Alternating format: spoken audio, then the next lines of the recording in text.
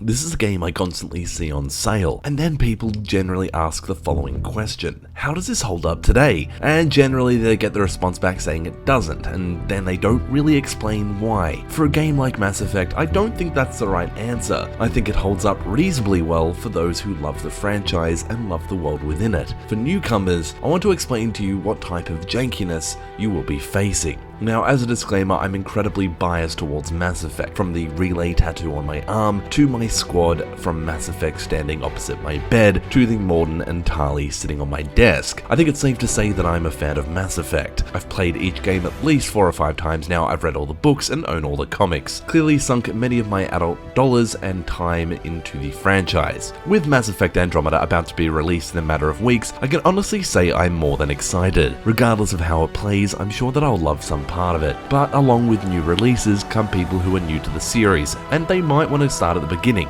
Being the first Mass Effect, which turns 10 this year. 10, that's fucking crazy. I mean, I was 17 when this game came out. So for those who are new to the series, Mass Effect is a third-person cover-based shooter with heavy role-playing on the center stage of a space opera. Made by BioWare, who previously made Knights of the Old Republic in 2003, you can tell from the commercial success of that game that they would have jumped straight into the development of Mass Effect. A lot of the elements of KOTOR were carried over to the first Mass Effect, for better and for worse, and I'll get into that later.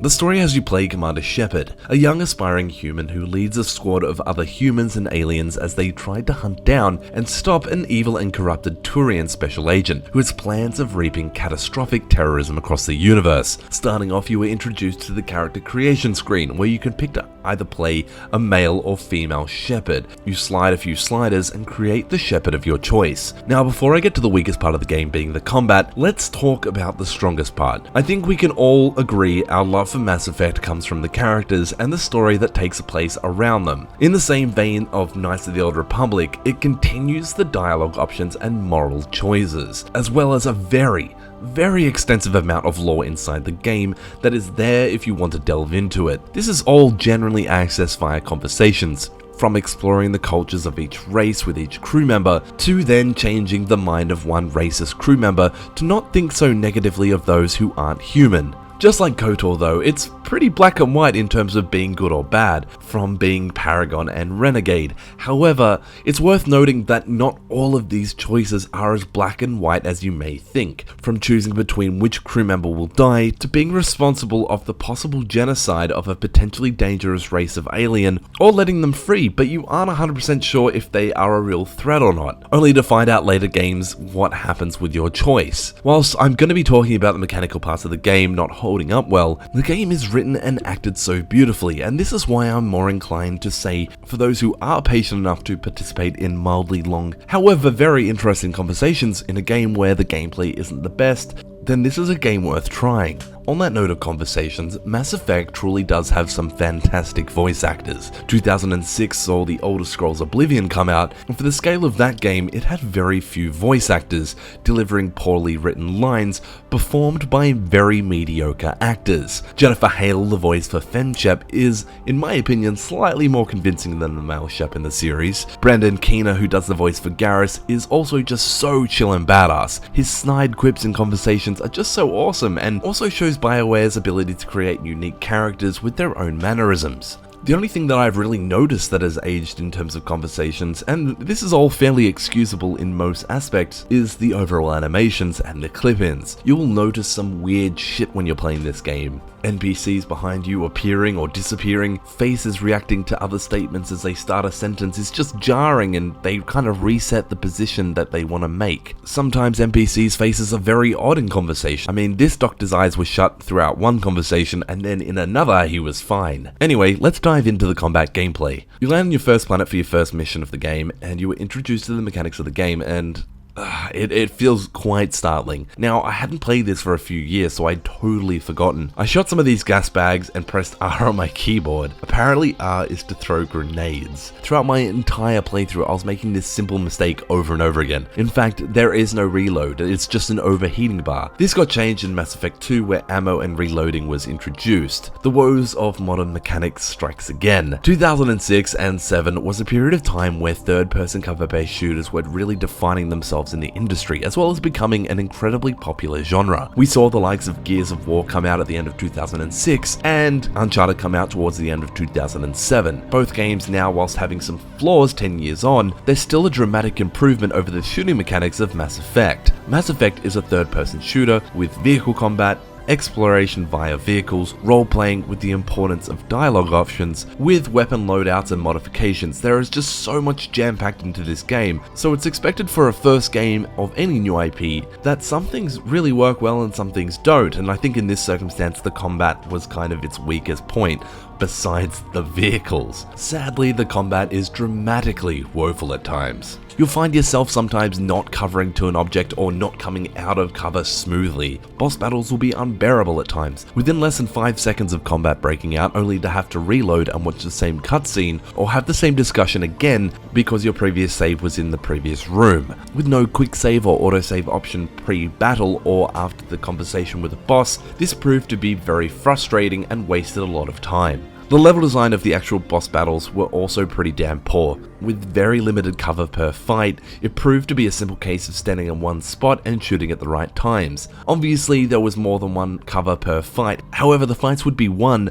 by basically standing on one location until it was over. This all hinges though if your allies are alive. With such primitive AI and AI being able to stand command positions, I found them often having suicidal tendencies and running out of cover only to be killed by flying bullets. This brings me to 2 points I just want to quickly talk about. My first point being modern shooters and covers. Take Uncharted 4 for example, where you can't really stay in one spot per any fight. The AI is implemented so well that it kind of forced the player to keep on their feet. Whilst it wasn't perfect, it worked really well. The earlier Uncharted titles really suffered from one position fighting too, but we are now in a stage in modern games where they're so action-packed and the third-person cover feels realistic. My second point I want to talk about quickly is about ally AI. And Garrett, you're a top bloke and I think you're great, but can you please stop running out in front of snipers? Whilst you do get the ability to resurrect them in combat, the amount of time I spent micromanaging bad AI in this game should not have happened. Jumping forward to the next Mass Effect was such a dramatic improvement. However, looking at Uncharted from 2007, whilst the AI was dumb as fuck in that game, at least I didn't have to spend time running around making sure that everyone was okay. When I said before about things from KOTOR being carried over, this is definitely one of them. Another game I love dearly, but one of its main flaws is the micromanagement of your allies, and their slightly stupid brains when in combat. But hey, Fallout 4 came out a few years ago, and I think we all remember how bad the ally AI was in that game.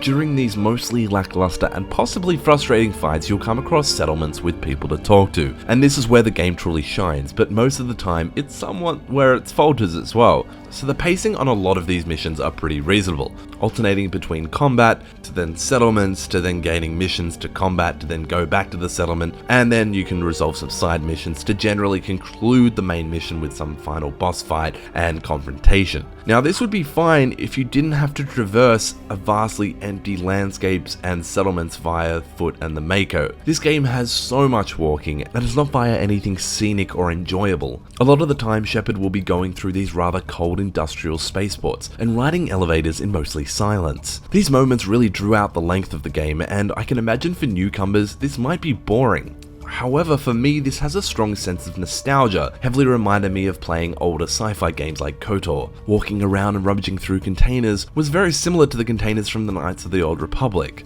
But as someone who is playing plenty of other games right now for reviews, I was finding myself getting impatient with these long drawn out moments of nothing happening, but walking between NPCs that were blocked via elevator rides and large maps. This was fixed though in the later Mass Effect games. Just as a heads up, after your first mission you will land on the Citadel, which is essentially a city in space where all the species congregate and form an alliance together, a political and trading hub in other words.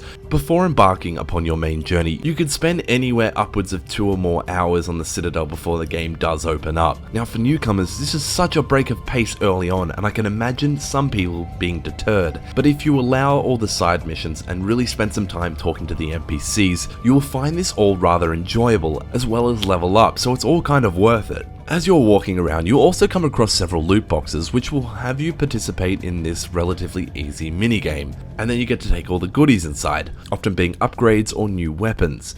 Mass Effect will give you so many weapons and so many duplicates of everything. For anyone new to the series, they might be overwhelmed, and there's not even that much, there's just so many duplicates. But what I really liked was the upgrades on the armor and the weapons and the bullet types. This later changed and simplified in Mass Effect 2 and 3, and I think they've kind of modified that for Andromeda coming out. But yeah, I thought I'd mention that I really enjoyed playing a lot with my team's loadout. All in all, the main complaint that you hear people mention, particularly when it comes to how does Mass Effect hold up 10 years on, is the Mako sections, and yeah, they probably should not have been put into the game.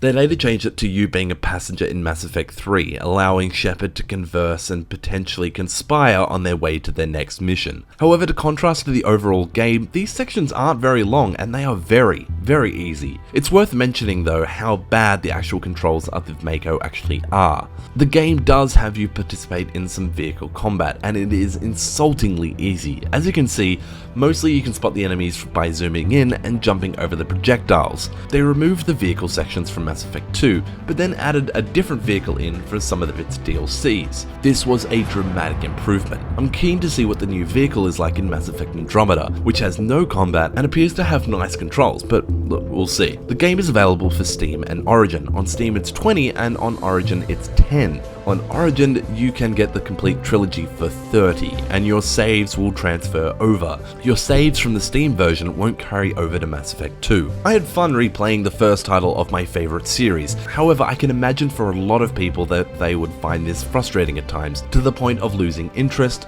or moving on to other games, especially because of the poor combat and the heavy amount of downtime running in between NPCs. Like I said before, this is a game that I can recommend if you're willing to invest time and learn about the world and talk to everyone as much as you possibly can. If you are still on the fence about playing this game due to its clunkiness, you can still dive straight into Mass Effect 2 and purchase using those stupid BioWare points the interactive comic.